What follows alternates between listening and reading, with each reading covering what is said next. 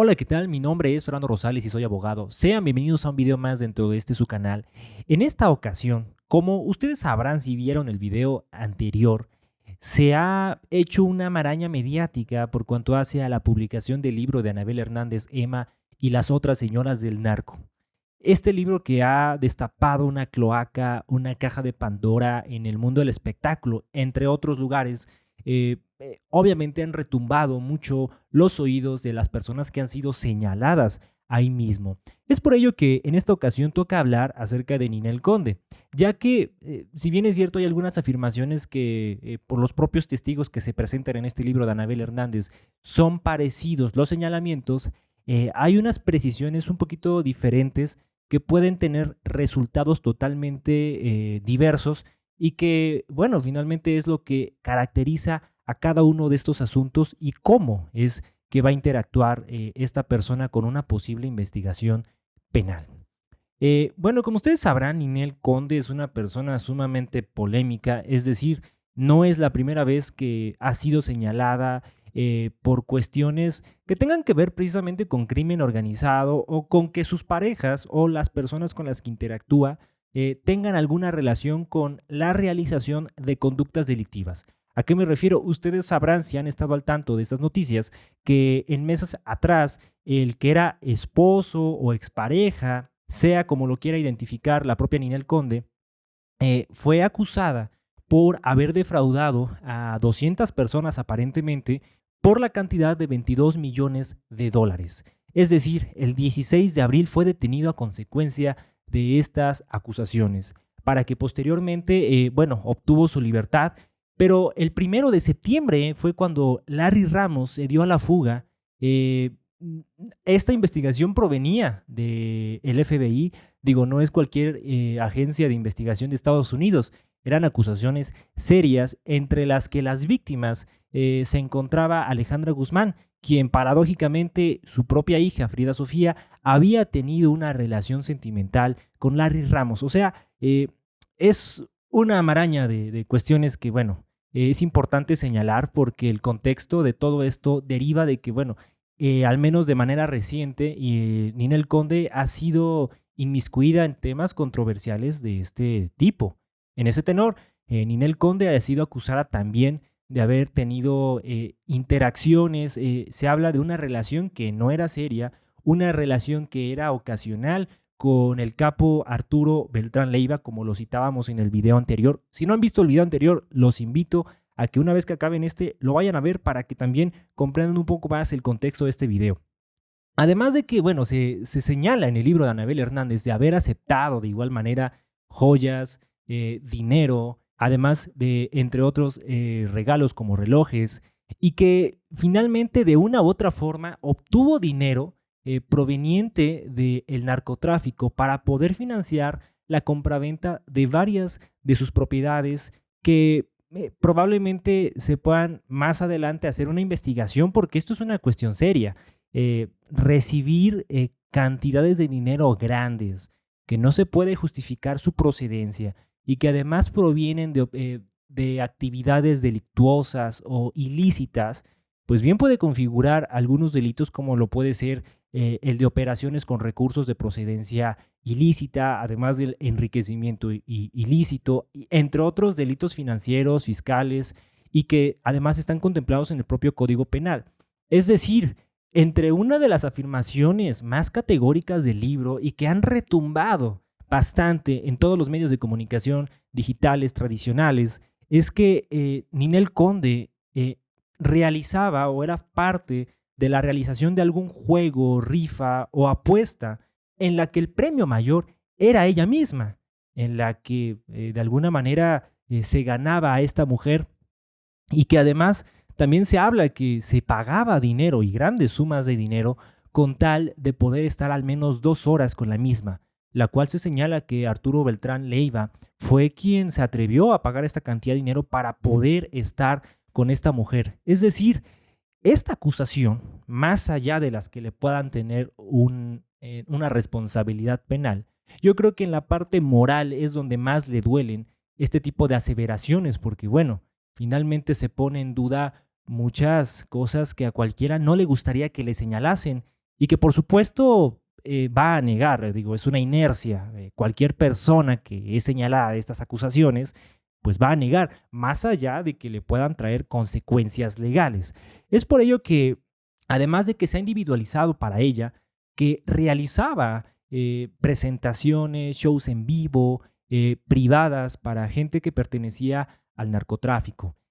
Se le señala que interactuó muchísimo con Arturo Beltrán Leiva, ya hemos visto la forma en la que lo hacía, con Edgar Valdés Villarreal, además de que también se le relaciona con Mario Pineda Villa. Son personas destacables en el medio del narcotráfico y que en su momento ostentaban un poder dentro de nuestro país, vaya, eran personas que eran temidas. Es por ello que ante todo lo que he dicho, en el ámbito criminal, en el ámbito de los líderes del narcotráfico, Ninel Conde era respetada. Y no era respetada simplemente por ser Ninel Conde, sino porque era la del Barbas, es decir, que le pertenecía a Arturo Beltrán Leiva. Y por ello es que, por cuestiones de honores y de esa índole que predominan en el ámbito del narcotráfico, nadie se quería meter con la mujer del jefe. Además de que, bueno, entre muchas cosas se señala que derivado de la protagonización como una cabaretera dentro de una telenovela de Televisa,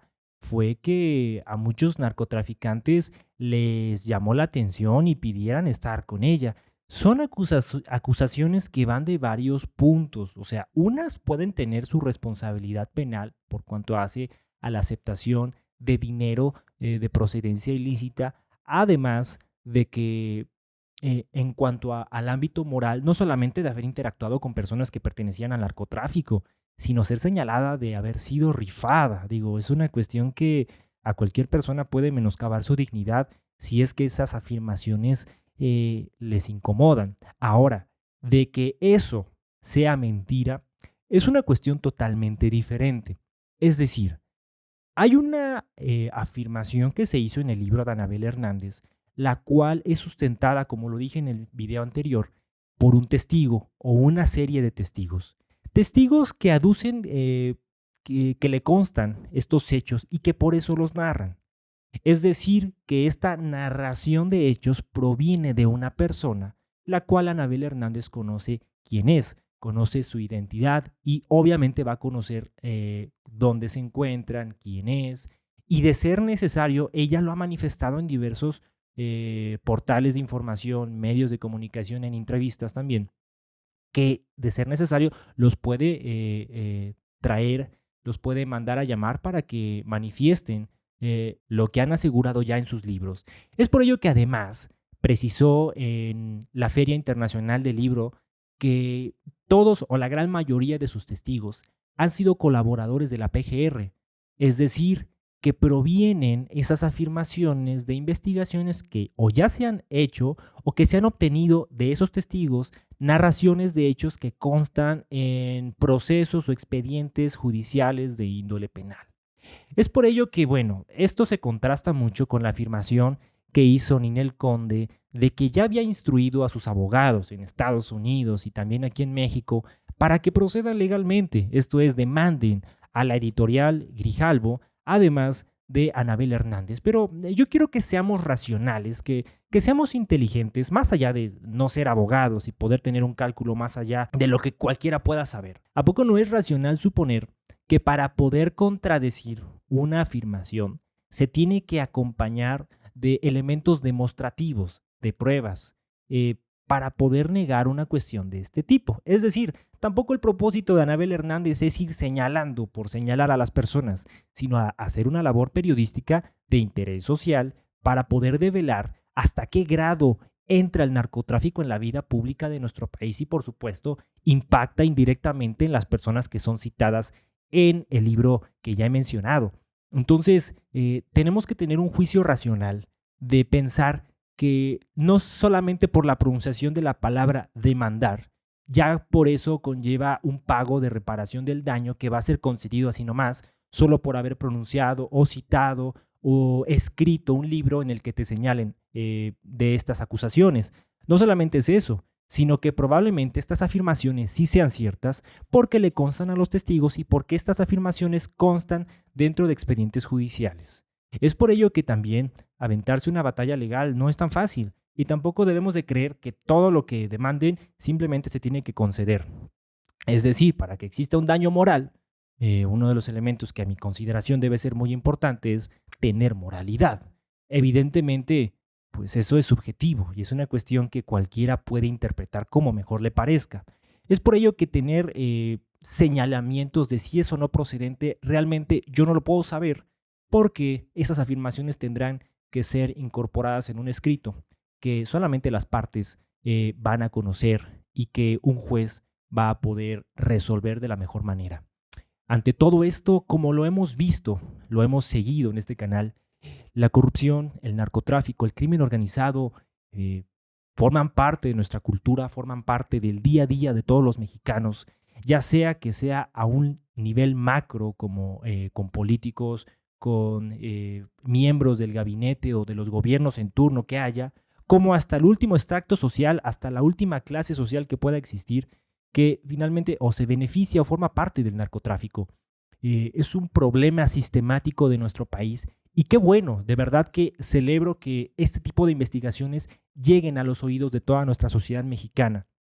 Es importante que entendamos que de una u otra forma tenemos que erradicar este problema. Y para que un problema pueda ser resuelto, primero debe conocerse, debe entenderse, debe interpretarse, debe juzgarse, debe verse todas las mecánicas posibles para poder resolverlo. Y yo creo que esto se logra poco a poco. Y trabajos como el de Anabel Hernández dan un aporte sustancial para la resolución de dichos problemas. En tales consideraciones, lo razonable, lo racional que está pasando y que pasará con esta problemática, simplemente tiene que ver con que si va a proceder o no la demanda, bueno, eso realmente yo no lo sé. Eso solamente lo va a saber el juez que lo dicte. Pero hay que también precisar, y es la última precisión que quiero hacer, que cuando una editorial se atreve a publicar un libro así, es porque sabe el contenido y los alcances que va a tener ese material. Y si una periodista o una persona que ya ha publicado varios libros, como lo ha hecho Anabel Hernández, conoce el contenido, la sustancia de esos textos que están incluidos en su libro, va a saber los alcances también que puede tener, las rozaduras, las esquirlas que puede alcanzar en diferentes personas y que pueden tener como consecuencia una agresión legal. Por ello es que las editoriales analizan los alcances, analizan cuáles pueden ser las implicaciones y los daños colaterales tanto para ellos como para la propia periodista. Pero como también, por suficiencia de razón, es una labor periodística, aquí se protegen derechos que van más allá de los que podamos